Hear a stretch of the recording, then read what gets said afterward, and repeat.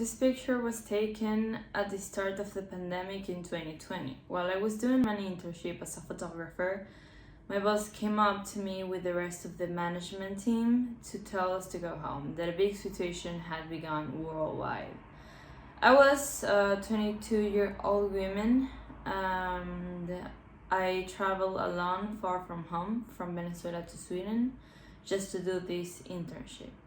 Because I was looking for opportunities, and then the pandemic started. So when my boss told me about this, I didn't know what to say or what to do. As you can imagine, I was stuck in another country, in a different culture, with a different language, and more. I had no way to travel back home or any closed country with family or friends that I could stay with. I remember that the first month in Stockholm, people were really scared. No one was in the streets. I wanted to capture this because it was very shocking to see an empty city. Sweden has a bad reputation for its pandemic actions, but what I have learned is that people all are still aware of what is needed.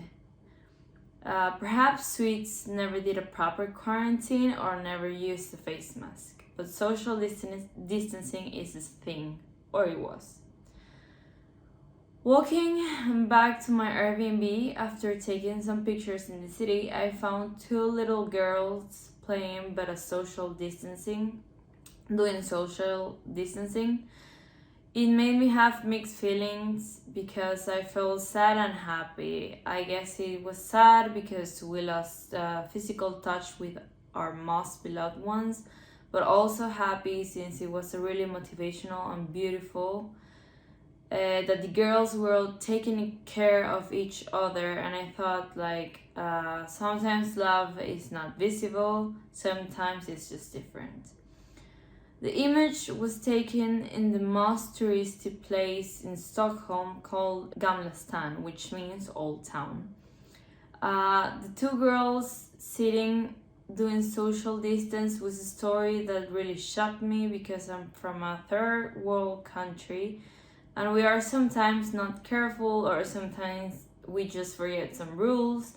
But here in Sweden, you can notice how people take seriously the worldwide situation. Perhaps it is not mandatory to wear masks, and perhaps we do not have quarantine. But something that I really admire is that people of all ages take social distancing seriously and consciously.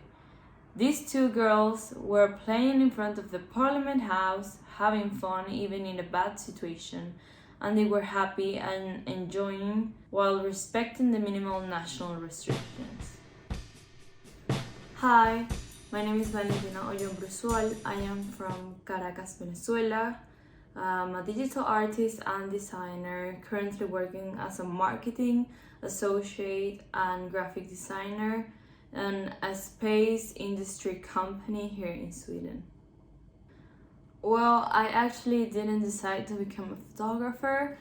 During my university, I had a course subject which was photography, and during the path of that subject, I quite fell in love by practicing, exploring lighting, scenarios, storytelling, and more. So I decided to buy my own camera and do it as a hobby. I remember I started taking pictures about architecture since it's a subject that I feel interested for somehow.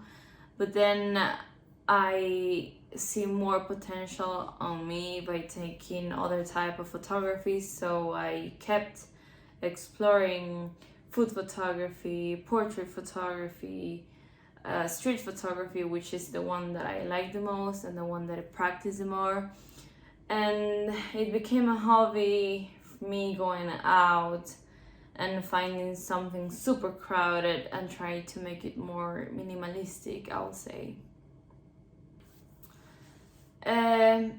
So I'll say it doesn't have like a deep story behind it or any process that I did to take this picture. I just remember the whole city was super empty. And it was like, oh, this is great time because everybody's scared of going out. So it was just like, I'm gonna be just me out touristing, you know, kind of getting to know places and old buildings and stuff. And of course I have my camera with me because this is like a new place, so let's go out, explore and take pictures. Perfect opportunity to do it. And I saw these two girls from far because one of the girls had like a red coat, and I was just like, I can just go there. And there was actually the Parliament House, so it was just like I never seen it, so I got close and I just saw these two girls playing, and everything was like, it was like the perfect scenario to take picture of, like the red coat and the green grass and the Parliament House, and then the two girls playing, and it was just like, I'm a spontaneous person, so I'll say I just take pictures what I believe my eye thinks it's I don't know, appealing, let's say. So basically it doesn't have like a deep story or like a process of the picture. It's more superficial, I'll say, and that it actually ended up having a meaning. Yeah, it had, but that wasn't my plan. And I also want to thank Scopio for giving me the opportunity as a hobby photographer. And hopefully I will keep collaborating with you and showing my best artwork to the world. So, thank you. All right, I hope you enjoyed that last episode and learned something new. Don't forget to tune in to the next episode to see what other crazy, incredible, creative, and empowering lessons you can learn from the photos in this book.